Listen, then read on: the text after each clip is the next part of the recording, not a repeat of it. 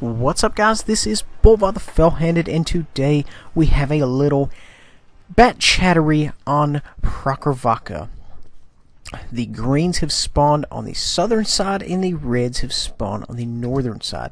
Now, there's essentially one of three ways you can run this board, and of course, is left, right, and mid.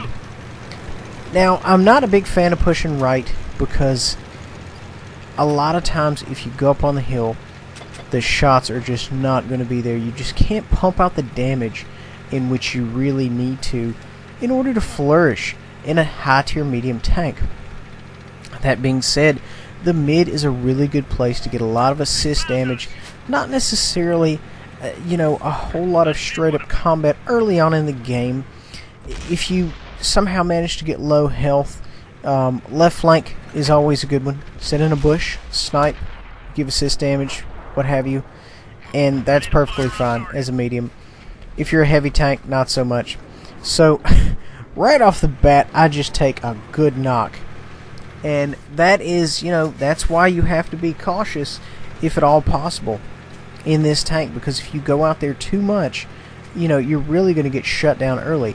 And as you can see, I haven't even fired a round yet, and have already lost a third of my health. So you have to be very aware of your health conservation. And what I normally attempt to do in this particular vehicle is conserve my health, make sure I have about 3/4 health and at least 20 rounds of ammunition mid-game, because that's where this tank really turns into a 1v1 assassin, because most of your tanks that you're going to run up on are not going to be full health, and you can clip them out with ease. This tank can pretty much clip out any tier 9 just straight off, and of course wounded tier 10s. And you always want to account for that one bounce. I mean, you really want to aim your shots in, but at the same time, you just want to be aware of the bounce. So right now here I am sitting in a bush, and we've got some excellent side shots here. Managed to track him with that second one, and I don't really know where the rounds are going. We're connecting with some are hitting the tracks, and I don't know where the rest are going. But you know what? It sure is possible they were somehow zinging over the top. It was at a pretty decent range. So we ended up pulling a little bit of assist damage off that, a little bit of penetrations, and that's fine, and we're almost halfway done with the reload. And what you're going to see me do here a lot of times, my constant viewers, is when I finish someone off, I go ahead and dump the mag, unless I am currently engaged. And what that does is that allows you time for your movement to move to the next target and go ahead and engage. So it is not myself that spotted, it is the gentleman behind me, and that's who was getting shot at. You seen that round kind of thing towards me. So we are firing long range here at a grill. He kind of dodged down on that second round, managed to put one in him. My gun was kind of bottoming out, on the elevation. I go ahead and dump the mag. I didn't actually think anyone else was back here, or I wouldn't have dumped the mag that quick. Managed to get some excellent assist damage, and as you can see, I'm not advancing nor am I retreating. I'm in a perfect spot to pick up nice assist damage, and this is what you want. This is what will get you marks. And so see, right now all I'm doing is just farming assist damage, because I'm lighting these guys up for my team, for the greens, and they are finishing them. And that's just fantastic. That's perfect. It's fine by me. So now we are fully loaded, the gun is hot, and we are going in. And at this point, we're just going to try to go ahead and do as much damage as we can to this location, because if you look, there's not a whole lot going on as far as this flank goes. The D-Star is tracked right there. He's in a very good position for me to shoot him, that is. Actually, poor position for him, excellent position for me. So right now, we've got one other lonesome TD here. We've got 3 rounds in the clip. And, you always have to be careful that one bounce. I always say aim them in. I mean, even myself, I will use auto lock some, but, a lot of times when you're coming in at 65 clicks, it's physically impossible to aim shots in. Granted, of course, if they fire at you on your way in, then yes, you can just sit there and scope them. But sometimes, guys, you don't really have that luxury. You don't have the luxury of time. Now, moving on, they are in our cap area, and what I'm going to do is just kind of peek right over this hill, light up these gentlemen for the rest of my team, and harvest some more assist damage. That's kind of my goal right now. I know they're there. They're on my cap. They're there somewhere. Pretty side shots here to E75. I'm just kind of pulling back. I hope no one's on the hill to my left there at G0. It's quite possible. Excuse me. End up putting a good round in the E75, putting another blind fire in the E75, and another.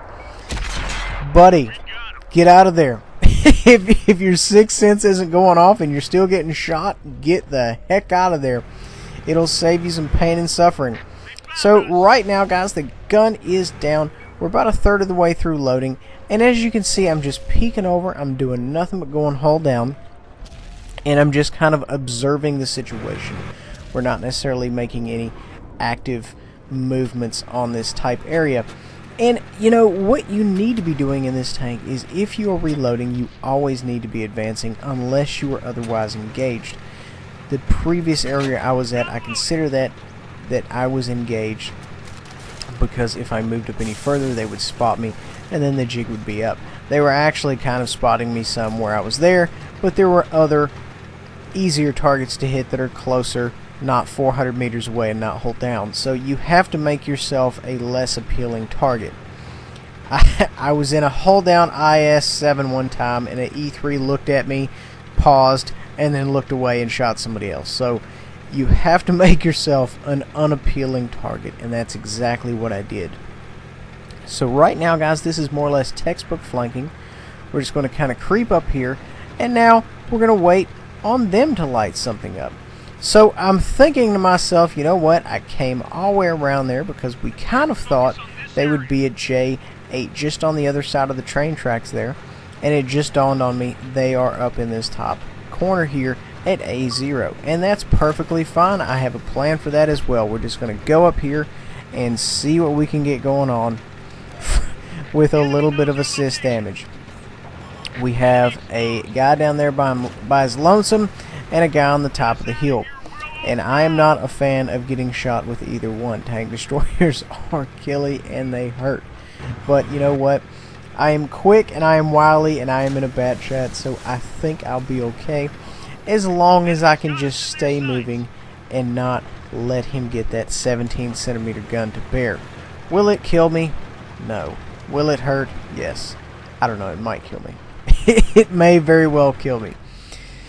So right now, you know, we're still pulling assist damage. We're still lighting guys up. We're pulling some good assist damage. The only variable I really need to worry about is the other TD. The Jagdpanzer's more or less stuck in. Not a lot going on with him. The other guy, however, I'm really keeping my head on a swivel. Fired around and it bounced, must have went off the mantlet. So now it's clip out time. So we go ahead and put the remainder rounds in that gentleman, and you know, now it's back to the Jag. And what I could have done better, my constant viewers, is once I'm replaying this, I see what I did wrong. Is he came around the corner. Granted, I fired first. There was a chance that might have pinned, but you know, let's say for example he came around the corner and fired on me first, then there would be no reason not to aim in every single round. But, you know, I had a full clip of 5, and there's slim to no chance that I'm actually going to get up here and put some shots in this guy. So I was like, you know, let's go ahead and put some rounds on this guy.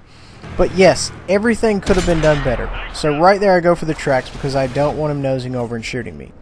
And that is nothing but quick, medium thinking. And another one there just for the heck of it. So we had a very good game. 5109, 6296 damage. Guys, please remember to like, subscribe, and share. We'll see you next time.